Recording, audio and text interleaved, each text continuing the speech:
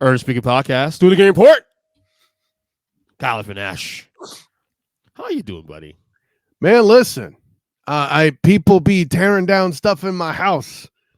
My house is under construction. But you're in studio though today. But I am in studio. Yeah, we do have That's power great. on. This isn't the part of the house that's being remodeled. I'm not going full Dan Patrick yet with my own in-home studio with a golf simulator and that crap. So, well, we got a great show today for you guys. As always, we do this every single week, every Tuesday. do we, Earnest Christian? Do we? Do we? We do. We do. By the way, are you still big mad at me from what happened on Sunday? Or we move past that? No, I'm not going to be mad at you because you want a reaction, and if you want to go out there and falsify your claims and be known for disingenuous reporting, do that, and maybe ESPN will call you one day. You do that. What I'm referring to, of course, guys, is I said it. No, I didn't say it on the report last week. I did say on Hull Up last week, which I clipped after the fact. Yeah, I don't remember anything that happened on the report last week. That's clear, but more on that later. Right. But I did also say on the EJ versus Degenerate segment when we were talking with Zach about going through all our games and talking about our picks and stuff, and I mentioned that basically that Niners Browns had upset vibes to it. Oh, and let me stop you there too. From a degenerate standpoint, the moment that spread went to +7, I'm taking that bet. And I'm not even a degenerate. I mean, I didn't actually bet it, but I'd be pounding the table. EJ Christian, take the 7, damn it. Yeah. Now was going to be a close, ugly game from moment one based on the styles of those teams. -2, completely different. -7, bruh, that was the game. Or actually, no, it probably would have been plus because Cleveland was hosting, right? Anyways, you get what I'm saying. Hosting, yes. So, yeah, with all that in mind. Now, mind you, I said this, and I'm getting feedback on my headphones. Did you hear that? Nope. Okay, it's just me then. Oh, it's gone now. Okay. Mind you, I said this not knowing that Deshaun Watson was going to be ruled out of the game. There was still this idea that he would. Oh, there was a lot of things you didn't know about that game that were upcoming. Yeah. So, anyway, like I said, upside vibe. I look, I didn't think the Browns would win the fucking game, but we'll discuss the Niners a little bit. I want to get here first. We had a game last night, Cowboys-Chargers. Cowboys won 2017. But guess what? I actually don't even want to talk about I don't want to talk about the Cowboys right now. I don't care. Thank you. 4-2. Yeah. That means you need to do all that. I want to start a conversation here on a topic I literally an hour ago, before we started this podcast, put this on social media. I put it in my Earnest Speaking podcast community group on Facebook. I put this on Twitter /X. I want to talk about Justin Herbert for a second. And this is basically what I said on out there. I said basically that, is it me or does Justin Herbert feel a tad disappointing as a quarterback about 3.5 years into his career now in the NFL? Now, granted, when I said that, the preface is I still consider him a top 10 quarterback. I still think he's really good. But it just feels like to me, especially in the last 2 years, that he's been kind of on cruise control. Like, he's really good. We all know he's really good. But the way we would talk about this guy going into, say, even last season, is that this guy was a borderline top 5, maybe top 3 guy based on his arm talent, based on the things he can do. And now we're 3.5 years into his career now. And, I think he's still really good, but I feel like we haven't gotten even close to peak Justin Herbert yet. Am I wrong for saying that he feels a tad disappointing? So you're speaking a lot of terms that involve certainty and knowledge of things. For one, he's disappointing is the word. My response is compared to what precisely? It's not that he was the number 1 overall pick, and it's not that he hasn't made his franchise look better than they would have without him. I feel pretty confident in that. And don't give me but Kyle, they could have drafted Patrick Mahomes second. No, stop it. Nobody saw Pat Mahomes coming. And as it stood, Andy Reid technically didn't either. He's told the story that a scout he trusts pounded the table and he went with it. That's even Andy bleeping Reid didn't see Patrick Mahomes the second coming. So let's get that out of the way. Justin Herbert. Here's the thing, and it's all a matter of what you call a disappointment. There are people who will call Earnest Christian, Steve McNair, a disappointment. right? It should be shocking, in my opinion, but okay. No, but that talk existed. But what was true? He was stuck in what would eventually be an AFC South, but I think it might have been part of whatever division the Colts were in back then, where they were with it together. Here nor there. They were back then. They were in the East, weren't they? The Colts. Well, the Titans. I mean, It was the Easter schedule, but or Right. Central. But here nor there. The punchline being, Steve McNair was also constantly playing in a division with Peyton Williams Manning. If you'll take as an example, they shared a co-MVP one year. Not good enough for an example? How about Peyton Williams Manning being known as a choke artist for an extended period of time because he lived in a world where Bill Belichick was allowed to cheat, foul the hell out of receivers, and Tom Brady rendered the spoils. Right? Mm-hmm. All about where you have the line.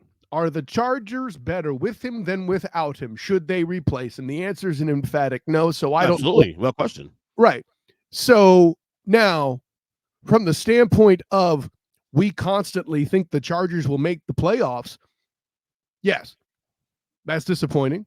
I suppose if I were doing my mid-season award show with Mikey Byrne this week, upcoming here on the Student of the Game podcast, bing, which will also feature a simulcast with the Duval Dive, bing, because, you know, the Jags are playing Thursday night in New Orleans, and I will be writing that game up on Thursday night for the Jaguar Report. Bing!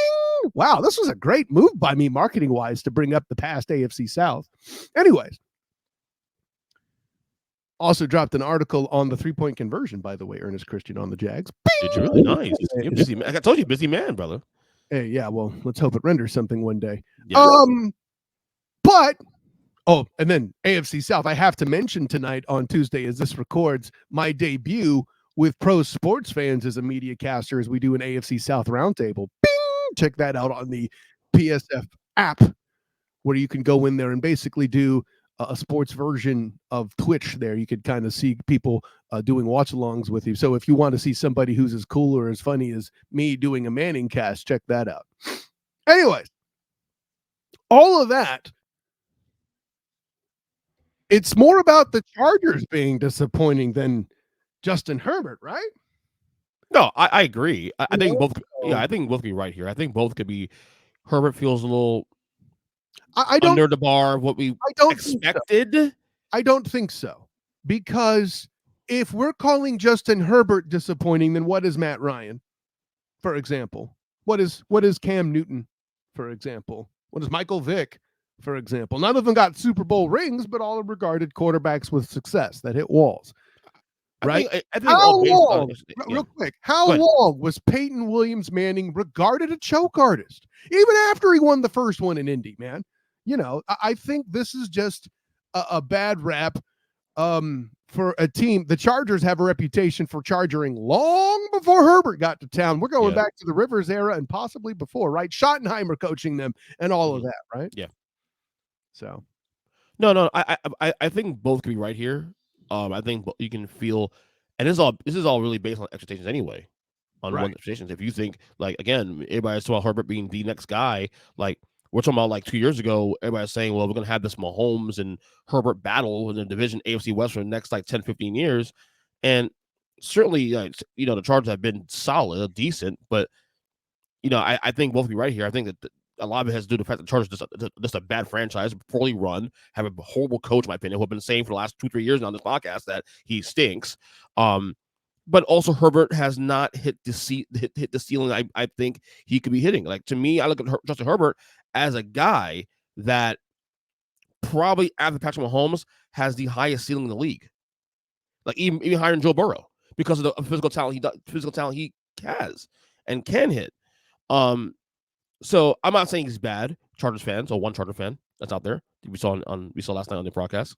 I don't know if you saw the game last night. That Asian woman that was like reacting every single time they scored. I'll put it this way. I saw part of it and I did see her picture.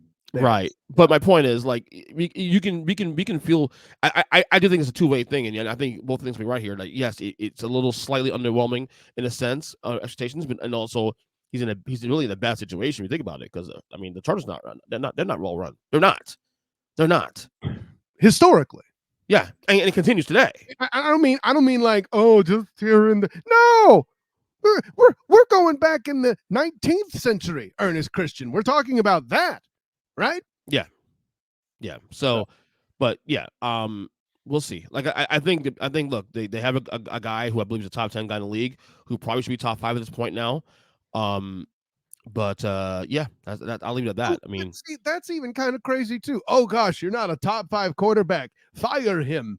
No, listen. There's a reason why the Spanoses, for all their cheapness, locked it down for Herbert. Herbert's the answer. Okay, what you need is a guy who can actually coach a damn quarterback to come in, take care of business. I don't care if it's an offensive coordinator, although that probably won't be since Kellen Moore has already done that. I don't care if it's a new head coach, which I know you've been banging the table for at least 2 or 3 years. Mm-hmm. So how can we say that at this point, you especially, Ernest Christian, for all the fact that you've been banging on coaching ever since Herbert set foot in the franchise, how can you call him a disappointment? Every quarterback, except for potentially Aaron Charles Rodgers, is known for having a, quote, great coach with him. And Mike McCarthy's been falling under more question. Matt LaFleur, we're still wondering about, right? Mm-hmm.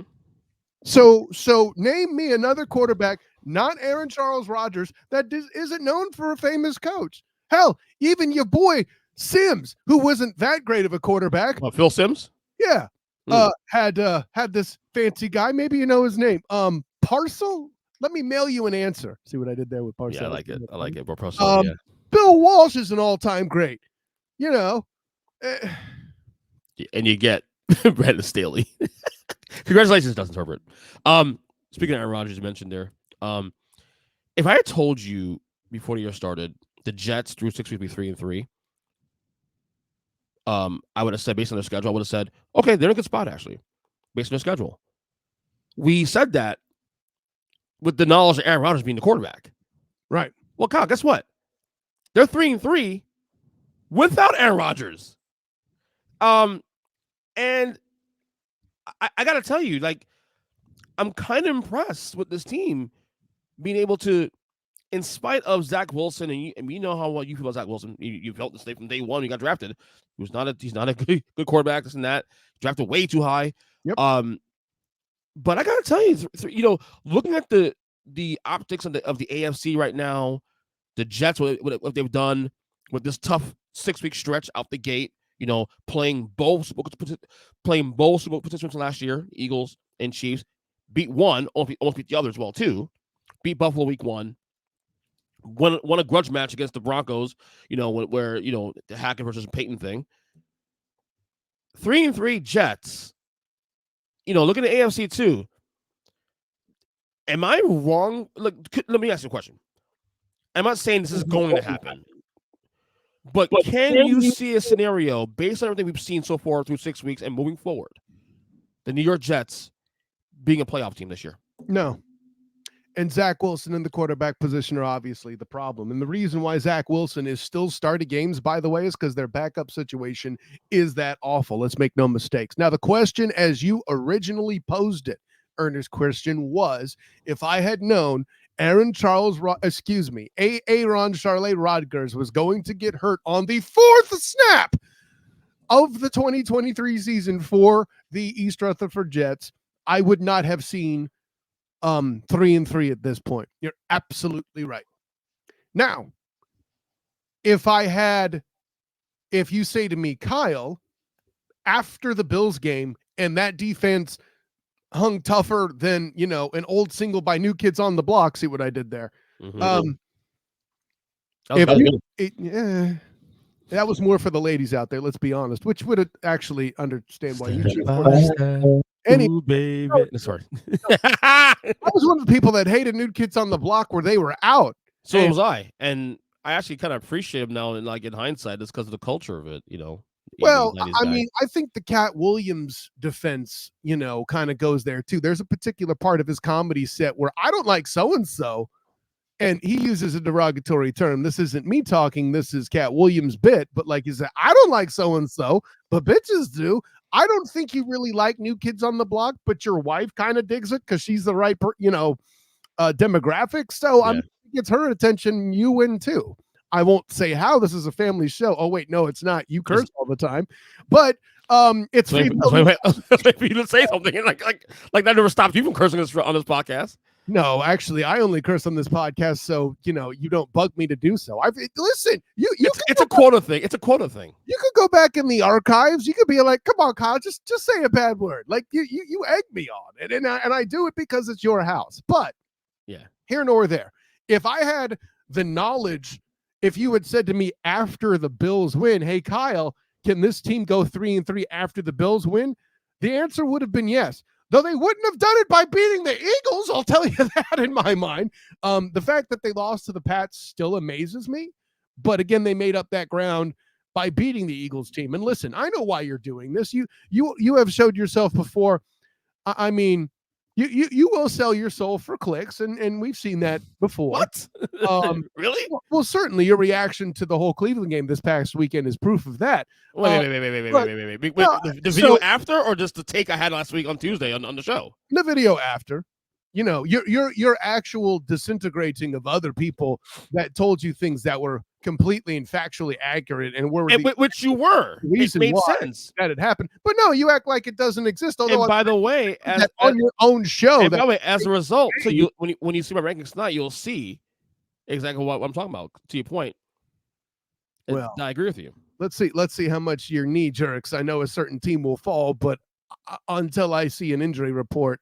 And this is what puts you in a bad spot on doing a Tuesday show, by the way, all of us in that instance, until we know some of the factors like Trent Williams for the 49ers, Deebo Samuel, McCaffrey, et cetera, and what all their various statuses are, we really can't enunciate. But, I mean, the smart money and the non-knee-jerk reaction people of the country that don't include you, actually, would not put the Niners out of the top team just yet. But I digress.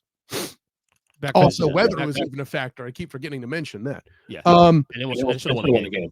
What's that? It should have won the game anyway. It was field goal. But go ahead. Oh yeah, and yeah, then there's the whole officiating thing, which I don't even want to bring that up too. Like, I mean, but listen, this is the NFL. If somebody gets that many breaks their direction, they're going to win the game, and it's not. Exactly. We have waxed poetics on this show, the Student of the Game podcast, Bing, Huddle Up, Bing, everywhere. I have said that the Browns are an excellent defense that probably don't get enough attention, and we saw it on Sunday. You could tell I'm not even that mad that the Niners lost. No one goes undefeated in the NFL nowadays, So let me ask you this: will we ever see an unbeaten team ever in this league? Oh, I say no.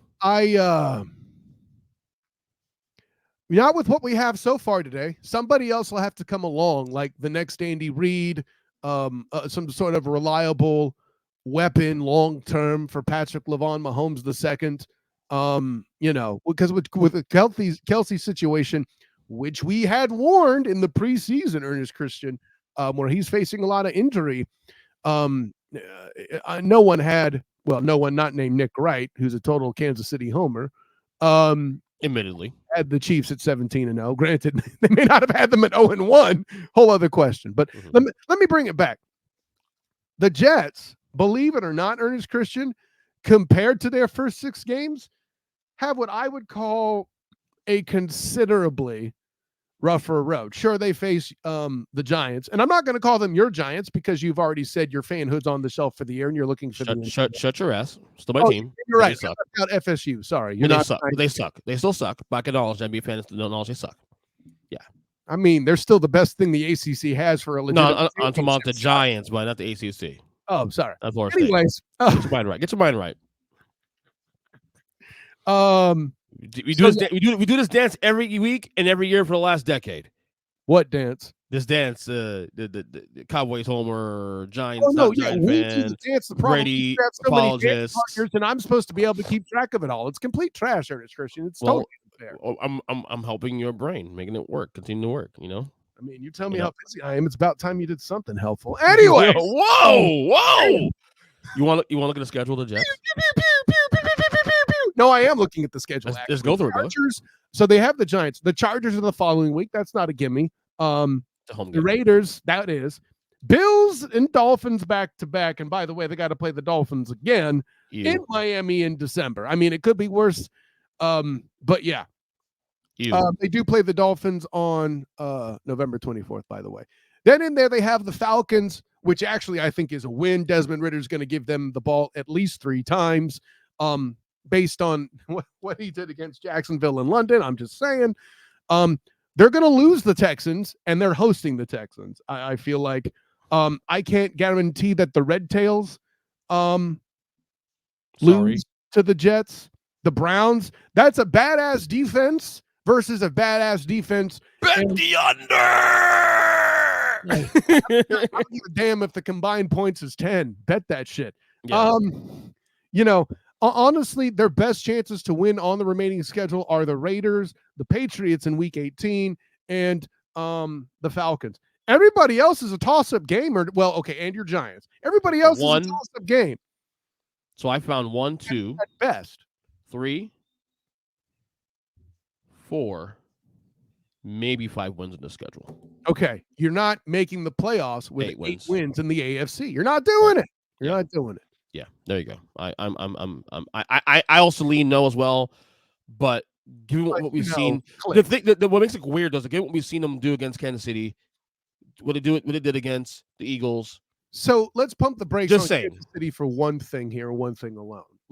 And it was different with the Jags because the Jags had dropped passes for points. Calvin Ridley in the opening drive that made the game right there, as it would turn out. Punchline is the Chiefs have been trifling with everybody, right? Yeah. So, they almost got the Chiefs. I mean, get in line. And this is one thing where I agree with National Chiefs homer Nick Wright. I'm not prepared to complain about Patrick LaVon Mahomes II and company, who's I believe their only loss involves both Travis Kelce and Chris Jones missing, right? Against the guy, all of us on the panel, I believe, were picked to win the North. Some idiot might have picked the Vikings. I forget who that would have been. And if it was I'm not talking trash. Like I legitimately didn't. I had Lions of wild card, but I had the Vikings as a winner. I tried to tell you, but you wouldn't listen. Anyways, it may be reversed now. We'll see.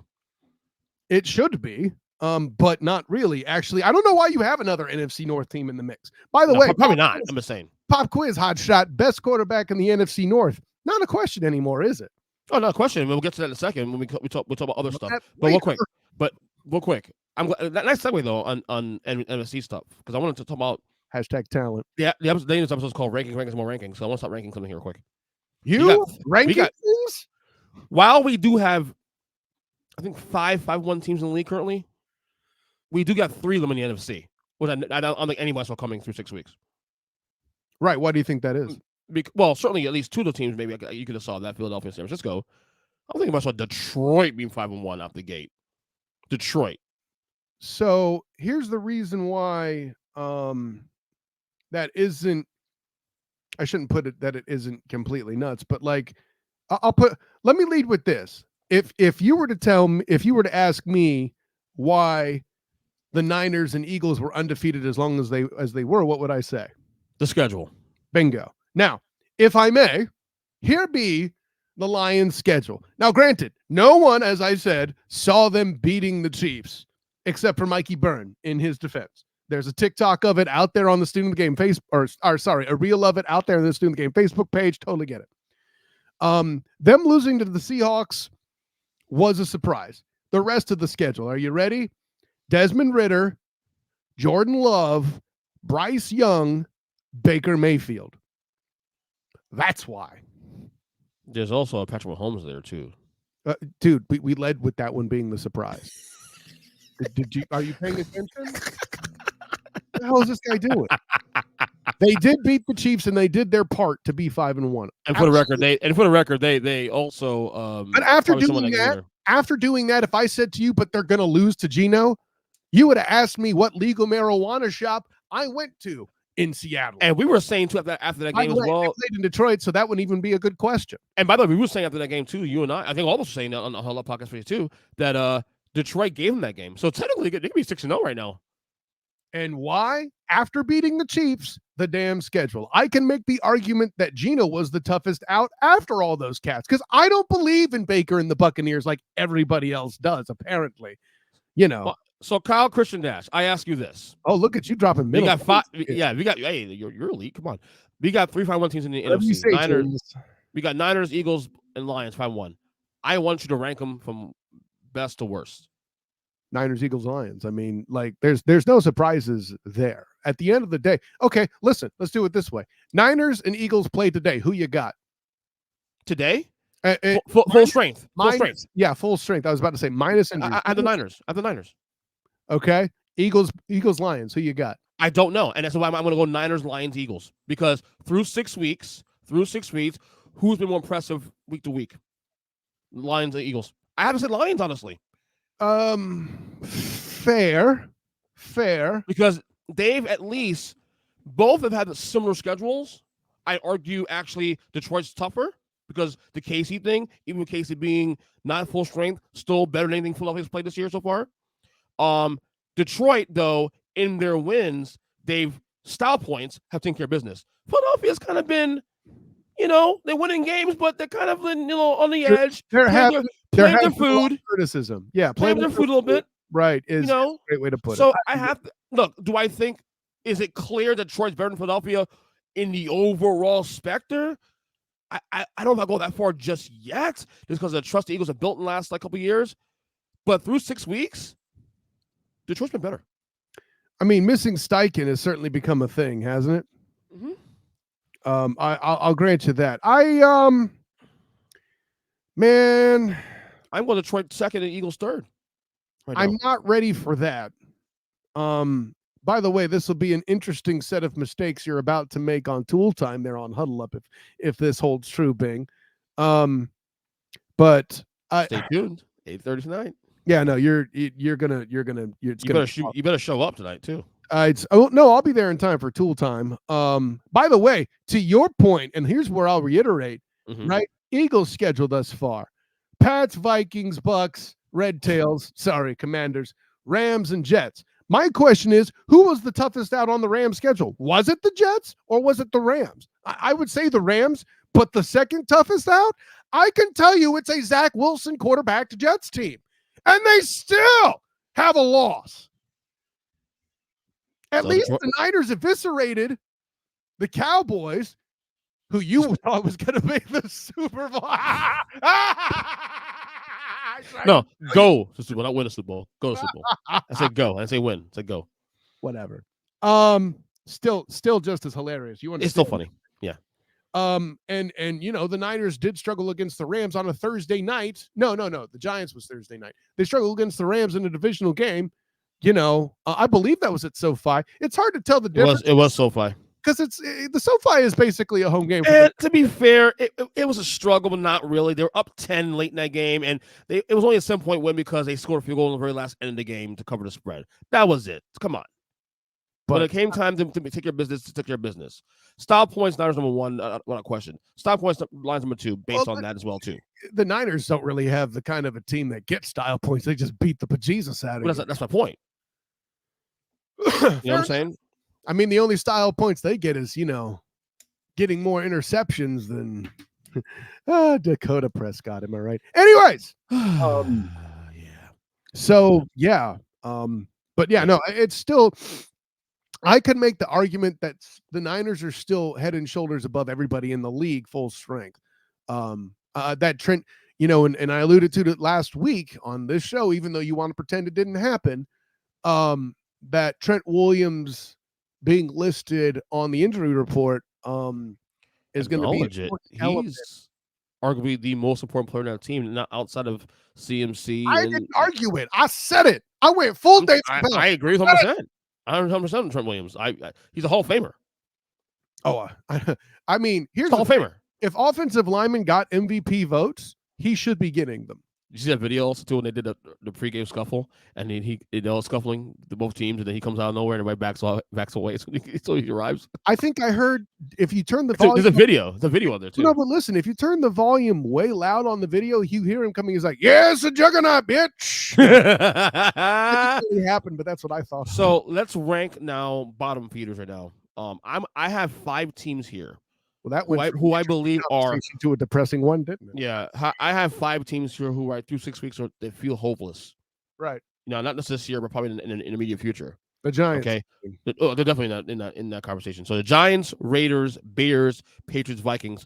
From number 1 being the worst, most hopeless, 5 being the least hopeless of the 5.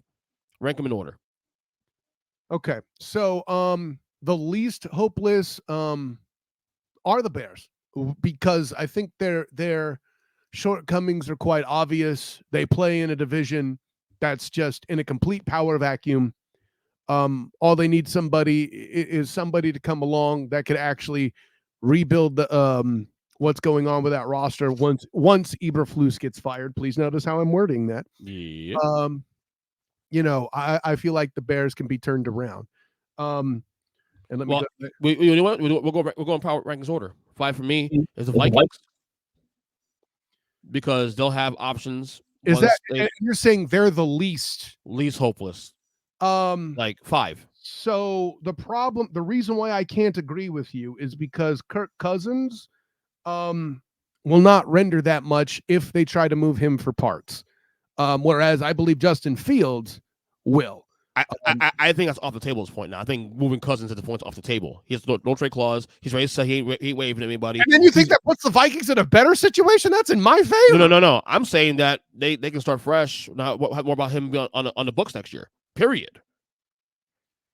Maybe he's cap relief. He's gone. He's cap relief, and that's cute. But I'll tell you what. Go 5-1, and I'll go after. Bring in assets. Are they just going to buy them?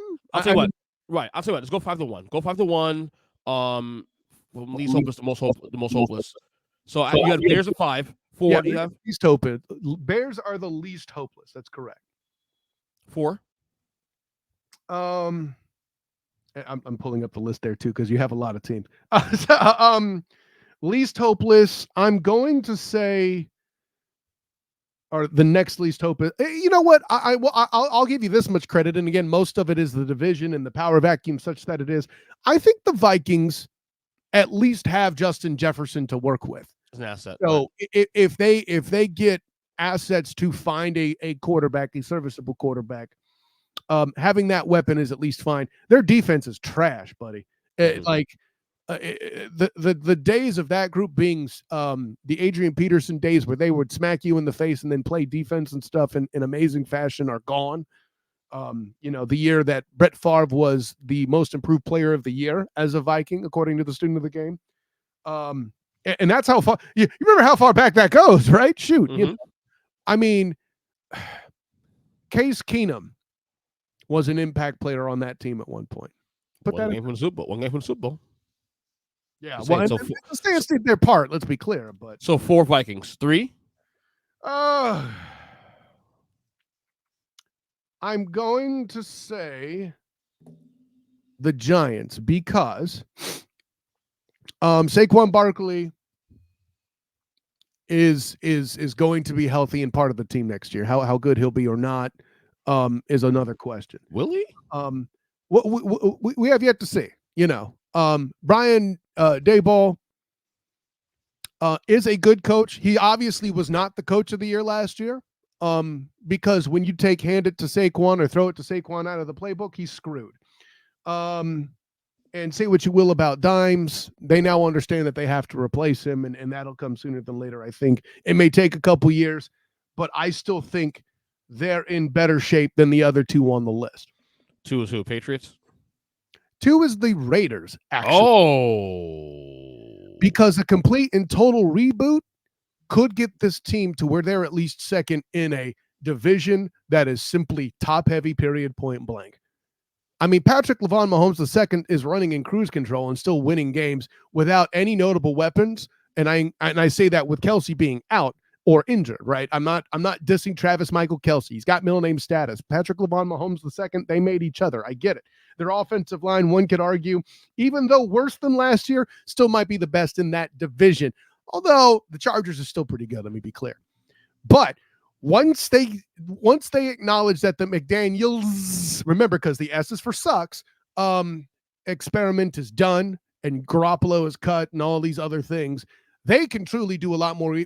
They could do rebuilding in a way that you're talking about, that you're alleging the Vikings can do. What I'm telling you is they'll be doing in a division that's just a little bit better than the NFC North, and it's because of the Chiefs, obviously. So, yeah, I got the Raiders there. And number one? The Pats. Because they don't know what they're going to do with Bill. Their Bill Belichick, right? Their quarterback situation is going to be rebooted, whether they want it to or not. Their O-line ain't even close with what Greg Bull said they used to be. They got no weapons. And they're in a division that is completely flip-flop. For how many years on your podcast, Ernest Christian, have I told you the Patriots have benefited from 3 hapless franchises doing battle in the AFC East? That table has turned, and all 3 of them are not just significantly better, but miles better. Yeah. Okay? And that's what the Jets have Zach Wilson, too. and that's what the Jets have Zach effing Wilson. Imagine if Aaron Charlie Rodgers exists, right? Yep. And listen, in the AFC East, the point could be made that regardless of whether or not I think Tom Brady's the GOAT, he's still an Hall of Fame top tier all-time NFL quarterback, and was clearly the best in the AFC East for an extended period of time. I could argue just about before he left was when he started falling off, like a season or 2 before going to Tampa, right? Mm-hmm. So now the Miami's offense is monstrous, and I can make an argument that today McDaniel, because there's no S for sucks, right? Imagine this, how good they are. I'm talking from a gambling point of view. They spotted the Panthers on Sunday, 28.5 points, and still covered the spread. Yeah. What do you want me to tell you? Tyreek Hill. Well, more on that later. But yeah, mostly on the strength of the division. Bill Belichick, as a horrified GM that is definitely a failed experiment like no other, right? Like, you have to think those 2 things alone make for how desperate this squad is. And by the way, whoever tries to follow Bill Belichick with Boston fans, how do you follow the guy who was one time regarded as the GOAT?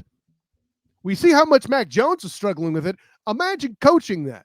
Yeah. Who would you even begin to consider for that, right? Right. You know, I'm stalling to try to think of a good candidate. I can't do it. Because you can't. So my 5 here in order. I'll go quickly with this one. I had 5 at Vikings, as mentioned. I think Kirk Cousins will probably be gone after this year. He's already said that maybe no trade clause. And rightly so, right? Exactly. You still have Justin Jefferson thing where you could use him as a trade asset. You could use him, or you can obviously keep him. If you keep him, he's attracted to quarterbacks. Jefferson. No. I'd be dumb to, because he will be the reason why a quarterback's want to play there in the first place. So 5 Vikings, 4 Bears. Earful's days and numbered in Chicago as is. I think Justin Fields, decisions to be made there, of course. I still think there's a lot of upside to that team if they can play the cards right, but the coaching is a massive issue there. 3 Patriots, everything you said. I'll say this, wait. Who's coaching? Are you saying is it the Bears coaching? Bears? Oh yeah. Okay. Yeah, my bad. He'll probably be gone anyway. 3 Patriots with everything you just said about Belichick, and but I think a lot of things will be subtle there. We discussed in the podcast last couple of weeks with Belichick. Robert Kraft has to take away his personnel privileges, and he be the coach. The Pats, right now they're so bad that they'll be a top 3 or 5 team in the draft. Opportunity to get a quarterback. It's a very quarterback heavy draft this year. Opportunity there. By the way, that's part of why I have the Pats at 1. And until Belichick is removed from that position, I'm going to have it there, because even if you have that high draft pick like you're talking about, EJ Christian, if Bill's there, he's going to blow it. Actually, you know what? I'll make a change here real quick. Pats be at 2. Bring the Raiders down to 3 instead. Raiders at 3. I convinced Aha. No. Well, yeah, yes and no. But also McDaniels, we'll see how that goes. That look, they won again this weekend, but they're not good. Stop, they're not good. They're 3-3. That's not good. Not And great, Bob. right, and they're winning. They won a couple games based on two teams that just right now trying to figure who the hell they beat are. Jordan Love by a single point, Ernest. Right, exactly. And they beat the Pats because the Pats are bad. You still got questions about Garoppolo. He got hurt again. He had back issue. They got questions to answer. You got a disgruntled Devontae Adams there as well too. Who's probably asked for a trade at some point. Probably, I imagine. You can get assets for that if you aren't. That's true. Right. So Raiders 3, Pats 2, Giants 1 because you're stuck with Jones. You're like Jim, and you're a homer who's like no. the wrists. But at least, but number one, thank you for acknowledging I'm a Giants fan. Number one, thank you very much, buddy. But also, no matter what, you're stuck with Jones for another year. No matter what. Right. Well, and it's not contract. And I think that's the difference we have is you're accounting for that different than me. Yeah, you're stuck with Jones, but I think you can still compete as long as Saquon's healthy if you repair the other assets. And then after that year, when you replace Jones with somebody who doesn't, have more turnovers in a bakery, now you have a viable threat for the team. Meanwhile, you expect me to believe that over the next 2 years that the Eagles and Cowboys can keep all their assets? I don't believe that. Let me ask you this, though. If I'm the Giants, it's something that my brother and I discussed actually on text because we're both big Giants fans. Do you, the Giants, at this point, consider trading Saquon right now? It's not that I think that they wouldn't consider it. I'm telling you who would be the actual takers. I've heard the Ravens could be a team that can use them. There's no way. They lost Dobbins. There's no way the Ravens will pay what it takes to get Saquon in the building. I can't believe that. Granted, that's without having done the due diligence and the spot rack checking and all that. But I don't see a scenario for all the money that they got buried in Lamar Demetrius Jackson in they're probably the thing is Junior there. The thing is they're probably going to lose him this offseason anyway because it's on a 1-year deal. Some of the folks may be clear. That's fair. He's probably pissed that he didn't get at least a second or third year on his contract. Given what Jonathan Taylor got from the Colts, I imagine Saquon will at least get one or two teams to bite on a 2-year, 3-year deal. By the way, Jonathan Taylor is doing him no favors. I'm pretty sure in the past 2 weeks combined, Jonathan Taylor has been good for less than 40 total yards. I know it because against the Jacksonville Jaguars, he was good for 8 carries for 19 yards. I was there in the building to watch the Jags once again neutralize a run game. And I mentioned that specifically in my article that I dropped for the Jaguar Report about a game of returning the AFC South first place spot to the Jaguars. Bing! Anyways. But also the Jags are pretty good this year too. Don't forget that. Well, and something I point out in the article question on the Jaguar Report. Bing! Actually, a little bit in the 3-point conversion was one. Bing! But that 75.1 rushing yards per game allowed by this team. Absolutely insane. And the only reason why it's not less is because Bijan Robinson broke off probably the longest run of the year against the Jags with a 38-yarder where he was otherwise completely contained. All right, let's rank something else here. MVPs right now. Who are your candidates? I have 4 candidates right now on my ballot. Okay. In order. I have 4-1 for me. I don't know how much you have, but see, here's the thing. I had and this is why this was tough for me. My list probably will seem fractured because dudes have gotten hurt, point blank. I mean, like Justin Jefferson was on the list at one point. Well, he's on the shelf now. Saquon would have certainly been one to consider until, but right now, I mean, my top MVP candidate today, Tyreek Hill. I don't necessarily disagree with you. To me, it's I got Christian McCaffrey number 1, but right there, and I think you hate this shit. Say it. I know you want to say it. Just say it. 1A, 1B, Tyreek Hill. Fucking damn. And the distance is that short for me. I just, the reason why I said today is C-Mac is my number 2. We need to see his injury report before I feel confident. I think it's really, in my opinion right now, it's really a 2-man race. Mm-hmm. It's those 2 guys. And it's so refreshing for once to have a list that has no quarterbacks right now. Although 3 and 4 will have 2 quarterbacks. Do you think all 5 will be not a quarterback? I don't agree with that. No. Well, of course not. In fact, I do. The other 3 are quarterbacks. Okay, but well, I think the other guy's been so good. I can tell you already. I'll do number 3 for you. Patrick LaVon Mahomes II. You said last week. Yeah, I did. 3 for me. I got Jared Goff. He has been awesome this year and consistent and efficient. I don't mind you putting him in the conversation, but I'm not going to put him ahead of Patrick LaVon Mahomes II, despite the head-to-head matchup, even though they technically don't play each other exactly, quote. Jared Goff, listen, it was a 1-point game. Chris Jones in it. That's not a win, okay? Fair enough. But the Chiefs have played at least two, without looking at their schedule, at least 2 amazing defenses and came out the other side. And all I keep hearing about every week is how, Travis Michael Kelsey's having injury issues and how Patrick LaVon Mahomes II has nobody to throw to and Andy Reid doesn't run the ball and yada, yada, yada. Granted, much like the Jags, they are deceptively a defensive team. But yeah, Patrick LaVon Mahomes II for sure. Is my number 3. I don't mind you putting Goff in your top 5. I'm just not prepared for that yet. Give it more time. Maybe I'll get there. Mm-hmm. Well, 4 is Mahomes for me. Okay. To your point, for the same reason you said there. The only reason I have Goff ahead of Mahomes right now is because I've seen a bad Mahomes game this year. I haven't seen one bad Goff game this year yet. And it's a game of inches at this point with that. Those rankings. But again, going over the Lions schedule such as it was, I'm not here to say, by the way, that Goff had a great game against the Chiefs, but really, who does? Who's your 4? I haven't said 4 yet. I don't have Goff in the top 5 yet, mostly because of strength of schedule. Okay. And like I said, he could get there. People could get hurt. People could lose games.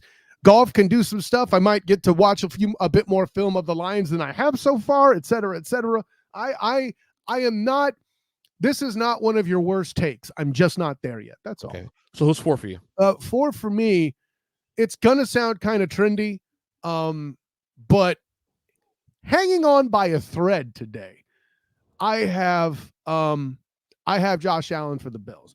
I don't think it holds, but when you tell me about a team who's still favored to win the East, allegedly, who completely lit up and exposed the Dolphins, who somebody on this panel had as a number 1 team at one point, right? You can't rule that out. The biggest problem with Josh Allen is, and the Bills in general, I should say, not just Josh Allen, they blow so hot and cold. You never know what they're doing. It's highs are highs, lows are real low. I believe that the team capable of playing the best football possible in a particular outing is, in fact, the Buffalo Bills. In the league, you mean? In the league. Correct. Right. Yeah, I think the Bills at their best, clicking all cylinders, is even better than the Niners just because they're more explosive. And no disrespect to Brock Purdy, but that's where I'm at. For me, I got Josh Allen at 4. 5 for me is Tua. Can't do it. I get it. Can't do it because Tyreek steals too many votes. Tyreek's to your point. Tyreek's top 2 for us. So yeah. Number 5. And no one's got this on their card, but they goddamn should. Okay? Who out there this year versus last year was supposed to have a super explosive offense that's completely disappointed? Use context clues. Who is asking you this question as it's posed, DJ Christian? So who has had a supposed offense normally, but is having an offense? Who has had an offense that was expected to be explosive, but hasn't really been, except for key moments? Jalen Hurts, the Eagles.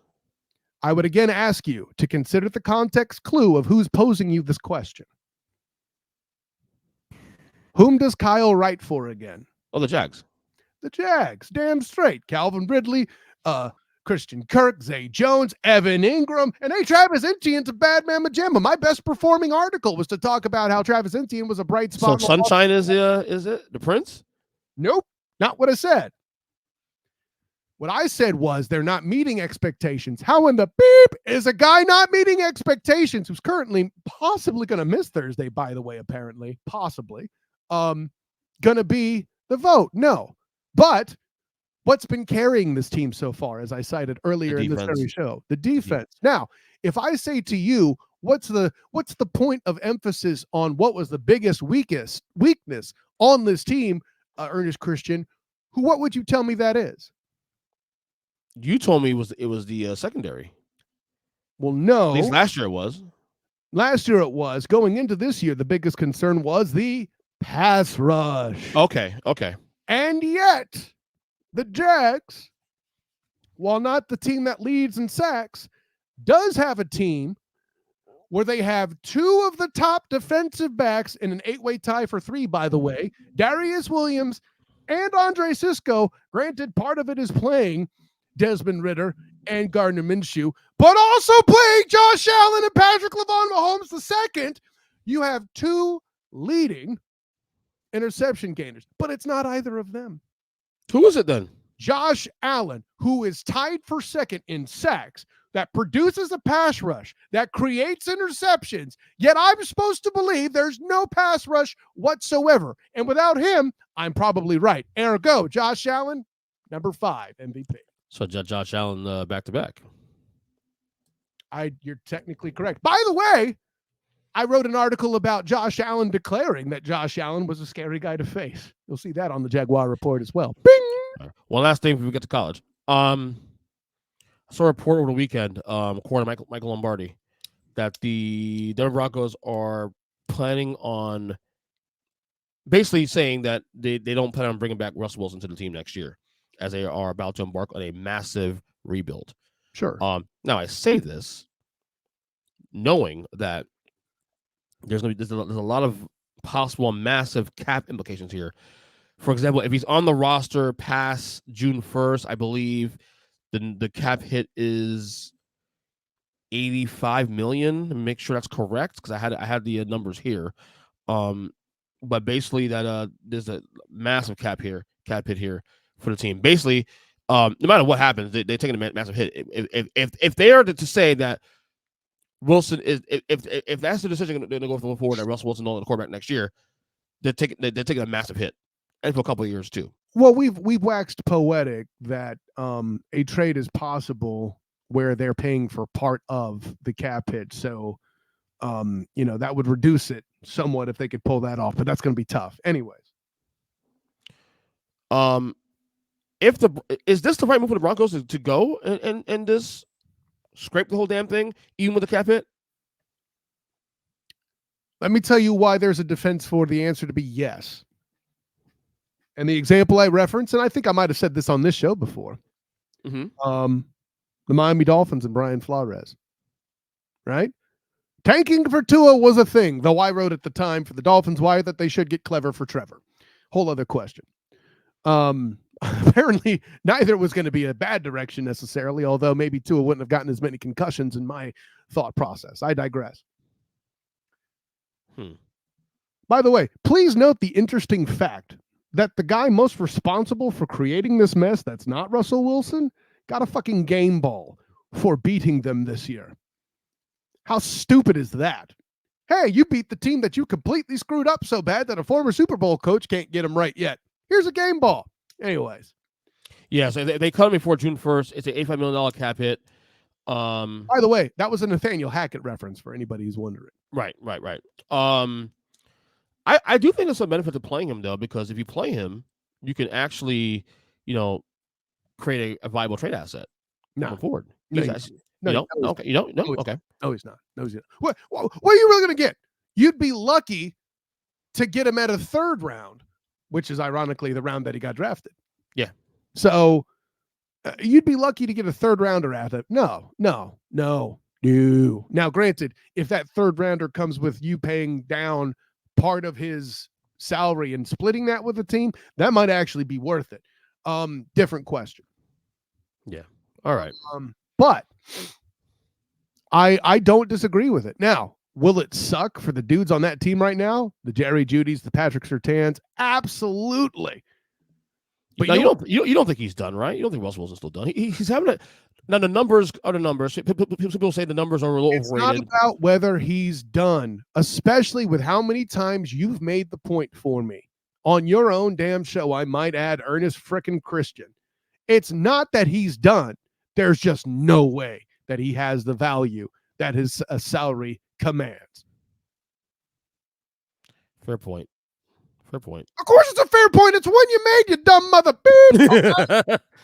I know. I'm coming myself as I'm bringing up this thing in this. Hey, it's your day to say you're welcome. What did I say? You're welcome.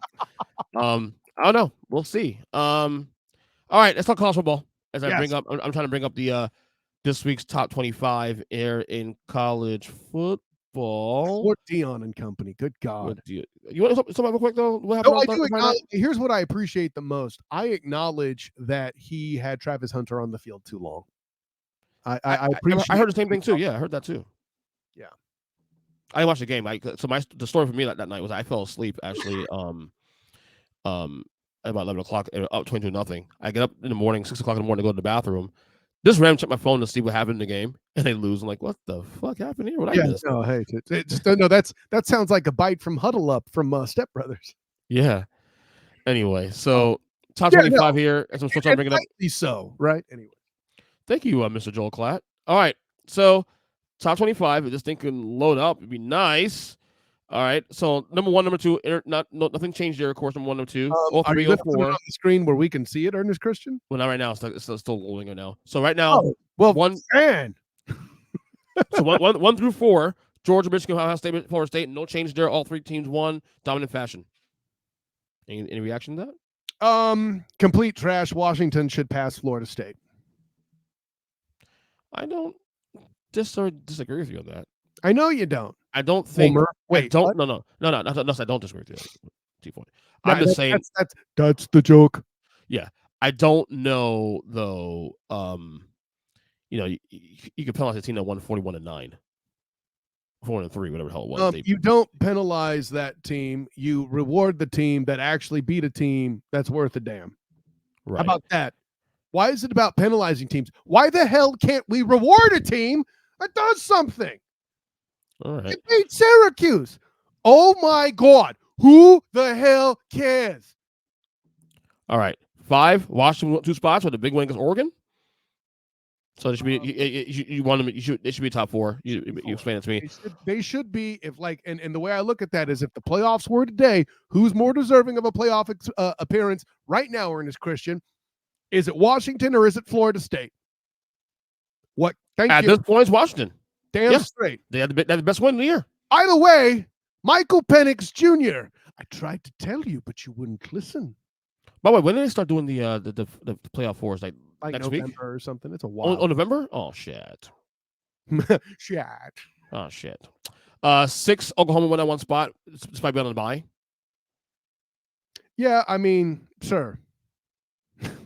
Is what it is, right? All right, 7, Penn State down 1 spot also. And when they go down 1 spot, I will offer the Kylo Ren defense on how much further down they should go. More. Texas up 1 spot at 8. I think they did not play this week. Were they off this week? I thought they were off this week. I don't think they did play, which I mean should tell you, and rightly so. That's because they didn't play this week because Oregon lost. That's why they jumped up a spot. Right, Oregon down 1 spot at 9. I'm glad they didn't fall that far. That was great. And rightly so. Yeah. Right. There's still a path. All right, go ahead and blow a gasket. 10, Carolina, 2 spots. I'm more disappointed in Penn State still being at 7. Are you disappointed at Penn State still? Are you at least somewhat buying Carolina right now through 6 weeks? I mean, they at least beat a ranked team, Miami, and convincingly too. Now granted, I think a lot of that more has to do with the mental trauma. I agree 100% on that one. The Georgia Tech game. Oh, I totally agree with that. If you remember Huddle Up last week, I had said that I had picked North Carolina to win for exactly that reason. By the way, toughest game still on the Nittany Lions schedule, allegedly, is Iowa. Still got Michigan, right? And no, on the teams on their wins, EJ. Oh, the wins. Oh, they currently won. Okay. Yeah. And here's the thing. Ohio State's probably going to crush them, but they won't be penalized because it's a quality loss. I don't know, man. Ohio State, I'm not fully convinced they're a top 5 team, but again, they have to.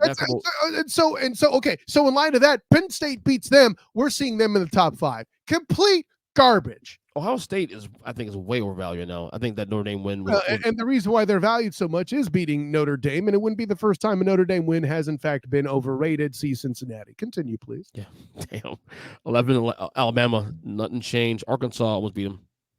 I mean, and there's still a path for them to get in. There's still a path for them to. No, there's not. I mean, there is, but no, there's not. No, that's not going to happen. I'm going to say there is it exists. Doesn't mean that's going to go. The path will actually play itself out. Up 3 spots, Oregon State at 12.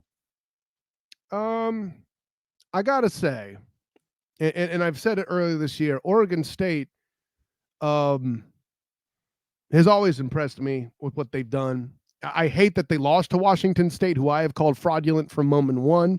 Mm-hmm. And I think we're seeing more and more of the fraud that is Washington State, as we go along, right? Yeah. I mean, what they've done by losing back-to-back games, UCLA and Arizona. I mean, Arizona is allegedly better than advertised, but yeah, I would have loved to make all the Beaver jokes you want. Not a word, Ernest Christian. But yeah, oh my God, it's the Beavers and the Cougars. Now it just gets worse. Oh my God. Anyways, so yeah, for all those bad jokes, it's unfortunate that the Cougar beat the Beaver. Oh, God. All right, let's move on. 13, nothing unchanged. Ole Miss 13, nothing changed there. 14, up 2 spots, Utah. Sure. That's name recognition in my opinion. Yeah. 15, up 6 spots with a big win over USC, Notre Dame. 6 spots is a bit ridiculous, but I mean, but it depends how you value USC. I have given Notre Dame this much credit, and certain parties out there who are members of our family have heard me say that I will give Notre Dame respect for beating USC, and I do. Forget about the fact that Caleb Williams and that offensive line handed it to them on a platter. Yeah. But listen, I mean, Notre Dame, I don't respect this Notre Dame team the way that everybody else does. What I do respect is Coach Freeman and the job he's doing for this program. 16, Duke. Absolute stupidity. Well, this week is a chance to make some noise to play Florida State. 17, if Tennessee. Your Knowles, keep them in. Don't even speak of that. Knowles, don't put it in the ether, brother. If your Knowles, keep them in the rankings. I am coming for you, Ernest Christian. Yeah. Okay. 17, up 2 spots, Tennessee. Man. I don't even get it. Why are they here? 18, down 8 spots, USC. Should be both Duke and Tennessee. I can't even talk about Caleb Williams now. He's done well. We'll talk about it in the last segment of the show. Sure. Heisman stuff. 19, LSU up 3 spots. I mean, both LSU and Mizzou being where they are does not bother me. Louisville is ranked entirely too high. So Louisville's down 7 spots after that big win against Notre Dame. Then they shit the bed this week. Yeah, good job. They're only there because they're an ACC team, and they are not. No, stop. And then he closed out 22-24. Nothing unchanged. Air Force, Tulane, and Iowa. Why is Iowa a top 25 team? Because they're Big Ten. Anyway. No. And 6-1. It's the head of the committee again. Exactly. Yeah. And 5-25. Down 7 spots. UCLA. I'm not mad at it. Okay. Last thing we got here. Who's your Heisman leader right now? I tried to tell you, but you wouldn't listen. Say his name. Is it Penix? Say it correctly. He deserves that. Penix? You're goddamn right. See how I did the Heisenberg thing there? Wasn't that good? Yeah. Yep. Do you... Caleb Williams does that... Stop trifling. Stop with the stupid. What am I going to say? You, just like our good friend and the member of the Huddle Up family, Big Jim, is all dancing on the grave of the Heisman hopes of Caleb Williams. Stop it. There is entirely too much year left. Because here's the thing. I don't know if... You know what? I'll let you do it and give the reaction here on your show, Ernest Christian. Look at the rest of Washington's schedule. Do it! For record, you're wrong because number one, I still think Caleb's in the conversation. In fact, good. Without Caleb Williams, that team's a sub 500 team. Also correct, but that's life under Lincoln Riley. But I love that we're stalling while you're looking up In fact, he's also Jim and I got to fight about Washington Huskies schedule. Yeah, I'm doing it right now. And as we're talking about it, also, Caleb Williams, to me, still the #1 draft pick in the draft. Right. I don't think there's any question. No, like the line talent that he will realize an improvement in once he gets to an NFL franchise, depending entirely on who it is, because he is a #1 draft pick. I get it. Do you want the past schedule or want the remaining schedule? I want the remaining schedule. I want you to look at the remaining schedule for the Arizona State at home. That's a win next week. Stanford on the road. I don't care about win or loss. Just look at the damn thing. All right, Arizona State, Stanford. Then you got USC, Utah, Oregon State in the Washington State rivalry game to close the year out. Woo! That is a buzzsaw, Ernest Christian. Of course it is. If Michael Penix gets through that alive, tell me a world where he's not the top candidate. Yeah. And also you beaten Caleb Williams too on top of that. Sorry, what? You also would have beaten Caleb Williams I don't necessarily need him to beat Caleb Williams. Like I said, just out of it alive, meaning. But it helps conversation, though. It helps the conversation. Sure. It makes good banter, I suppose. Yeah, I'm with you. Anyway, good show today, man. Plug away. By the way, number 3 Heisman candidate, Marvin Harrison Jr. Ooh, Ohio State. Yes, I like that. Yeah, I like that. Because you put top 3 on the schedule, I thought That's true. I did say that. Yeah, you're right. Do my job, even though you're the host of this show, allegedly. Yeah, it's for allegedly. You. Though. It's for you, though. You bring you're schooling us people. So I'm the student. I shouldn't be schooling anybody, and yet here you are. I'm teaching you. Okay, cool, awesome. You can certainly try. Okay. What can I say? By the way, Ernest Christian, Trent Williams got hurt. What happened? They lost. I tried to tell you. And he almost still won. Listen, and then you forgot that I even said it on your show and buried it in. I was right on I was mostly right on about that game, but here's the thing: they're still the best team in football. And that's nothing's changed. Nothing's changed. That doesn't change anything for me. Is that a spoiler? Oh, they lost to Cleveland. Okay, cool. Did you do football? Spoil tool time? I hope you did. Well, they're number one. They're number 1 on my list for the record. I'll tell you now. Oh, he's just spoiling it. Just letting you know. Well, just letting you know right now. Hey, then that's one thing he's guaranteed to have right, ladies and gentlemen. I did text you though. This though. Before we get out of here, a little behind now the curtain. You're getting cocky. No, it's okay. I did text you this though. I think this rankings, which you'll see it on hold up tonight. You also see it on my YouTube page by itself as a clip. This is my best one. I think. I'm confident it's my best one. I'm pretty confident. I think you'll be impressed with this one. I, sir, will be entirely the judge of that. In your defense, past 2 weeks have been particularly good. Yeah, I think I hit out of the park this week. You know what I'm going to hit out of the park though this week? What's that? On Thursday, I will be covering the Jacksonville Jaguars for the Jaguar Report as they head to NOLA. Hopefully, Trevor Lawrence will be playing. If not, CJ Beathard, the starter. But he did get hurt? He did get hurt. Okay. I didn't see that. I missed all that. Yeah, it was way late in the game. Yeah, that's what I'm saying. I missed all that. He walked up to the podium in post game.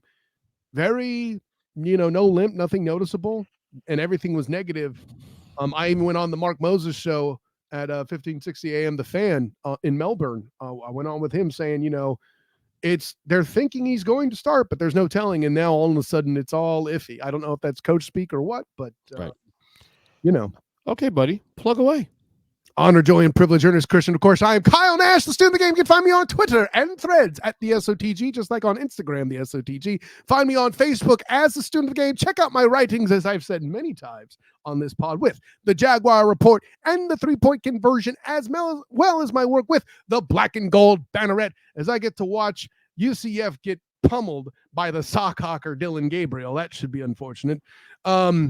But yeah, check out that work. And of course, the post-game show Night Shift on the Black and Gold Banneret YouTube channel. Also, my weekly installment of Night Class, where I discuss and rank the performance every week of every night's football performance. And basketball's coming, EJ Christian. I don't know if you know, but I do a lot of 7 more days. I do a lot of writing covering women's basketball for UCF. And also I will be in the building for a number of games with the Orlando Magic. More on that later. And of course, check out my work upcoming with the Pro Sports Fans app. I'm also syndicated on iHeartRadio with the 3-point conversion. You'll hear the Duval Dive there that I do on Fridays at 11 a.m. on Huddle Up, Sartoba Media, all those things that you normally see my stuff on, just like the Student of the Game podcast, which I also drop at 8:40 p.m. Eastern. Your guy, Matt Murschell of the Orlando Sentinel, is going to be on this week, Ernest Christian. It's going to be a fun one. He's good. He's really good.